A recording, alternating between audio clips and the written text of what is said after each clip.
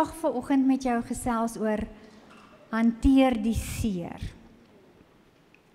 Daar is soveel seer, gebrokenheid en pyn in hierdie wêreld. En dit is nie net daar deur ver, daar waar hulle oorlog het in Israel of in Oekraïne waar mense swaar kry nie. Daar is seer en stikkend hier tussen ons, hier rondom ons, partykeer hier binne in ons.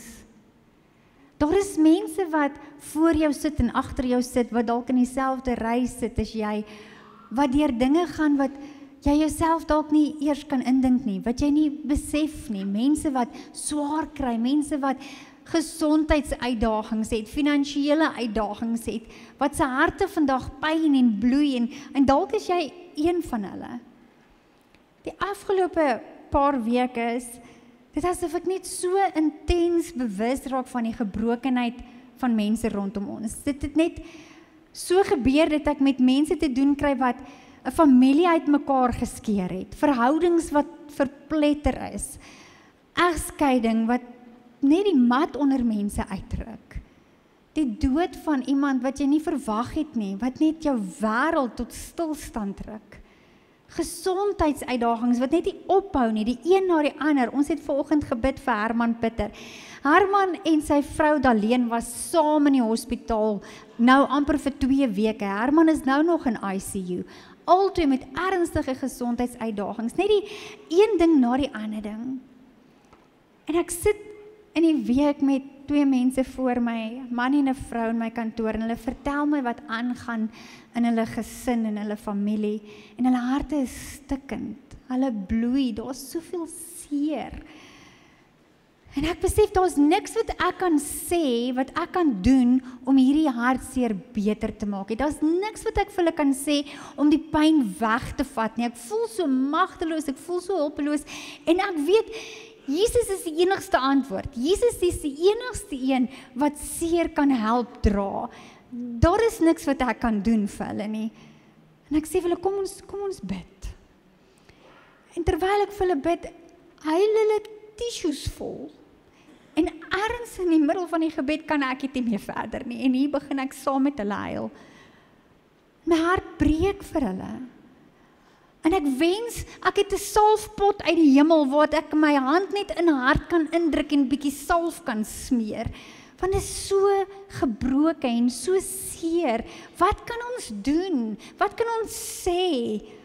Daar is so min antwoorde vir so baie seer en gebrokenheid en hartseer en pyn in hierdie wêreld. David Crowder sing 'n liedjie. Die lied se naam is Come As You Are. En in hierdie lied is daar 'n reeltjie wat sê, Earth has no sorrow that heaven can't heal. En dit is my hoop vir elkeen wat vandag hier sit met 'n einaai binne, met 'n seer, dalk in jou liggaam, dalk in jou gees, in jou hart, in jou emosies. Daar is niks te stikkend op hierdie aarde wat God nie kan heel maak nie. Daar is niks te seer wat hy nie self kan aansit nie. Terwyl ek vir die mense in my kantoor bid, weet ek, dis nie die Heilige Gees wat die prentjie by my laat opkom van die see wat toe is in Eksodus 14, waar die Egiptenare van agteraf kom en die see is voor die Israeliete toe en daar is nie uitkomkans nie. En hulle staan voor die see en wat gaan hulle doen? Daar's nie 'n manier uit nie. Soms voel dit vir ons is in situasies waar daar's nie 'n manier uit nie. Ek kan nie terugdraai nie. Ek kan nie vorentoe gaan nie. Daar is net nie 'n oop deur nie. Daar's nie 'n plan nie. Maar ek en jy weet na die tyd dat die Here die see oopgemaak het. Dat hy sy volk op droë grond laat deurtrek het. En ek bid vir die mense en ek sê, Here, dit voel asof ons voor hierdie toesee staan. En die vyande is agter en daar's nie 'n pad vorentoe nie. Maar dankie dat ons weet, U het 'n manier om 'n pad te maak waar ons dit nie nou kan sien nie. U kan deure oopmaak wat ons nie nou eers aan dink of van weet nie. En ons lees in Eksodus 15 hoe die volk deurgetrek het op droë grond aan die ander kant staan en toe die Egiptenare deurkom, toe die see toegaan en die weermag van Egipte verdrink in die see. En in Eksodus 15 lees ons hoe hulle God loof en eer en hulle sing aan hom 'n loflied en Miriam, Moses se sussie, gaan haal die tamboerijn en sy dans voor die Here, sy sing 'n loflied voor die Here, want die Here het hulle nou net vrygemaak van slawerny uit Egipte. Hy het die 10 plaae gesien, hulle het dit gesien gebeur met hulle eie oë. Hulle het gesien hoe die Here die wolkkolom en die vuurkolom stuur om saam met hulle te trek. Hulle het gesien hoe die Here die Egiptenare in die see verdrink en hoe hulle deurgestap het op droë land. Hulle het die wonderlike dinge wat God vir hulle gedoen het gesien en beleef. Hulle loof en prys hom. En dan lees ons aan die einde van Eksodus 15 die volgende. Eksodus 15 vers 22 sê: Daarop het Moses die Israeliete laat wegtrek van die Skelfsee af en hulle het uitgetrek na die woestyn Sir. Hulle het toe 3 dae lank in die woestyn getrek en geen water gekry nie. En hulle het in Mara gekom, maar kon die water van Mara nie drink nie, want dit was bitter. Toe murmureer die volk teen Moses en sê: Wat moet ons drink? En hy het die Here aangeroep en die Here het hom 'n stuk hout gewys. Dit het hy in die water gegooi en die water het soet geword. Daar het hy vir hulle 'n insetting en verordening vasgestel en hulle daar beproef en gesê: As julle getrou na die stem van die Here jou God luister en doen wat reg is in sy oë en luister na sy gebooie en al sy insettinge hou, dan sal ek geen een van die siektes op jou lê wat ek op Egipte land gelê het nie, want ek is die Here wat jou gesond maak. Daarop het hulle by Elim gekom, waar 12 waterfonteine en 70 palmbome was, en hulle daar by die waterlaar opgeslaan. Hierdie is die eerste keer in die Bybel waar God se naam gebruik word as Jehovah Rapha. Jehovah beteken God, ons God, ons verlosser. Rapha beteken letterlik om iets wat stikkend is weer aan mekaar te werk. Om iets heel te maak wat gebreek het. Dit beteken om 'n oop wond steke in te sit, sodat hy gesond kan word. Die Here het 'n manier om goed wat stikkend is, heel te maak. Dit is sy naam, Jehovah Rapha, om iets te laat toegroei wat oopgebars het. Die Here het 'n manier om vandag hier in hierdie plek oop emosionele wonde, oop geestelike wonde, fisiese wonde te genees. Dit is sy naam, Jehovah Rapha. Ek is die God wat jou genees. Ons almal het Jesus se genesende genade nodig. Ons almal het al droog gemaak in ons lewens. Ons almal het al foute gemaak. Ons almal het nodig om onsself te vergewe. Ons almal het nodig om dinge van die verlede te vergewe. Ons het almal genade nodig. En die goeie nuus vandag is Jehovah Rapha is hier vanoggend. Die een om jou siel en jou gees en jou liggaam te genees. Het julle gehoor, daar het 'n stuk hout gelê. En hy het die stuk hout in die water gegooi en toe Moses die hout in die bitter water gooi, die water soet geword.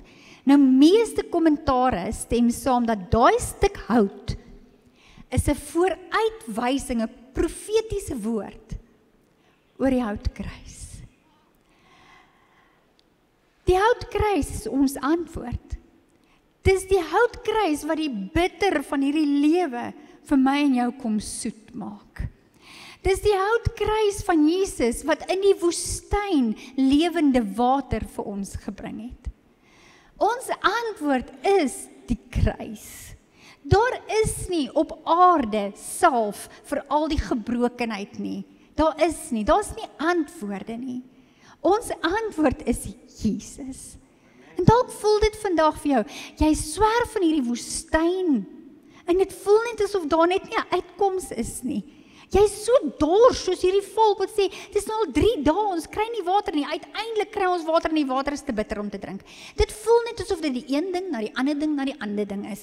Farao wil hulle nie laat trek nie, 10 keer, 10 pla, uiteindelik kry hulle getrek, dan kom hulle by die Rooi See, dan is die Egiptenare agter hulle, dan kom hulle deur die see. Net toe hulle die Here loof en prys en deur die see is, hier's hulle in die woestyn, dan kry hulle nie water nie. En dan as hulle water kry, is die water bitter. Het dit al in jou lewe so gevoel? Net as jy dink die een ding is verby, dan is die volgende ding weer daar. Dan net as jy dink hierdie ding is nou verby, dan is daar weer 'n volgende uitdaging. Dit voel partykeer asof dit net aanhou en aanhou. Wanneer kom daar nou net 'n bietjie rus? Kan ons nie net so bietjie smooth sailing hê nie? Dis net so aanhoudend. Dalk is jy op hierdie stadium al so seer en so moeg vir al die challenges in die woestyne. Jy net sê, Here, kan ek nie net 'n bietjie soet water kry nie? Ek is 'n bietjie dors van hierdie gebroke lewe. Psalm 147 vers 3 sê, hy genees die wat gebroke is van hart en hy verbind hulle wonde. Daar's hemelse genesing. Daar's hemelse verbande wat Jesus vandag om jou hart wil kom draai, om net vir jou weer hoop te gee, om jou weer sterk te maak. Ons lees in Jesaja hoe hy profeteer oor die kruis. En hy verduidelik vir ons wat gaan gebeur aan die kruis en hoekom moet daar 'n houtkruis wees. In Jesaja 53 vers 3 tot 5 lees ons die volgende profetiese woord oor die kruis. Jesus, hy was verag en verwerp deur mense, iemand wat leed en pyn geken het. Hy was soos iemand vir wie mense die gesig wegdraai, verag en ons het hom nie geag nie. Tog was dit ons swakhede wat hy gedra het. Hy het ons pyn verduur. Hy is geslaan en gepynig ter wille van ons sondes. Hy is gestraf sodat ons in vrede kan leef. Hy is geslaan sodat ons gesond kan word. Daar is 'n stuk hout wat die wêreld kom verander het. 'n Houtkruis wat vrede gebring het in die chaos van hierdie wêreld. 'n Houtkruis wat genesing bring vir watter wonde daar ook al is. 'Cause earth has no sorrow that heaven can't heal. Dalk is jou hart stikkend oor 'n geliefde wat nou in die hemel is en jy moet nog hier op aarde worstel. Dalk is dinge nie lekker by jou werk nie. Dalk is die verhoudings in jou familie net uitmekaar geskeur. Dalk is dit net hier binne, waar jy net ongelukkig en ontevrede voel en jy voel net die hele tyd, jy struggle, dit is net nie vrede nie, dit gaan net rof hier binne. Dan wil ek vandag vir jou sê, raak net rustig. Hy het aan 'n houtkruis betaal vir vrede in jou hart. Hy ken jou, hy weet wat jy nodig het. Hy is die beste dokter wat daar kan wees. Hy weet wanneer moet hy steke insit, hy weet wanneer moet hy 'n verband uithaal, hy weet wanneer moet hy salf smeer. Hy weet wat jy nodig het vandag. In Eksodus 15 lees ons dat die Here het 'n voorwaarde gemaak. Hy het 'n verordening vir hulle daar gegee en gesê, ek sal vir julle sorg, ek sal julle genees, ek sal julle gesond maak, ek sal die pad saam met julle stap, maar, hier is 'n maar. Julle moet doen wat ek vir julle sê. Julle moet gehoorsaam wees aan my. Julle moet my kinders wees, julle moet my volg, julle moet my dien. Ons het die wonderlike voorreg om vandag 27 mense te doop. 27 mense. Wat gehoorsaam is aan die Here. Wat ook elkeen deur hulle eie seer en stryd en gebrokenheid worstel, maar vandag 'n besluit maak om te sê, Here, ek kies U. Die doop is 'n simbool daarvan dat die ou dinge het verbygegaan. Daar's iets nuuts. Ek kies om Jesus te dien met alles in my. Selfs al verstaan ek nie altyd wat met my gebeur nie. Ek verstaan nie altyd sy plan nie, maar ek weet die kruis is die antwoord. En ek gryp vas aan die kruis en dit bring vir my hoop en genesing. Is jy gehoorsaam? Doen jy wat die Here van jou vra? Selfs in die tye wat jy nie verstaan nie. Want in die kruis en in gehoorsaamheid is daar vir ons hoop. Dis waar ons genesing is. Dis baie spesiaal vandag om vir Soneldi te doop. Op die 10de Junie 2024, laas jaar, op die ouderdom van 24, het Soneldi 'n weduwee geword en 'n enkel mamma, toe Jean-Ray op so 'n wrede manier weggeruk is van ons hier op aarde. Ek weet Soneldi en Josh, Andries en Magda, Leandri, het in hierdie jaar Jehovah Rapha leer ken. Die God wat so stikkend en gebroken is, op 'n manier weer kom las. Daar is nie op aarde 'n antwoord nie. Daar is nie salf wat ons kan smeer nie. But earth has no sorrow that heaven can't heal. En vandag word Soneldi gedoop.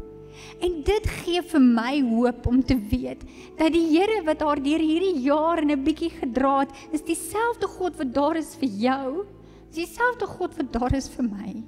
Wat ons gebrokenheid en ons seer ken, wat saam met ons hierdie pad stap, wat die stukkies weer bymekaar sit en wat deur die worsteling en die pyn nog steeds jou dra.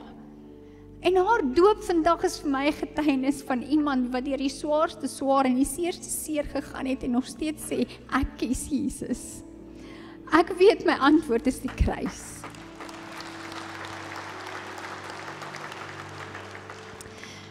Ons doop vandag vir Desiree. En dit is so kosbaar.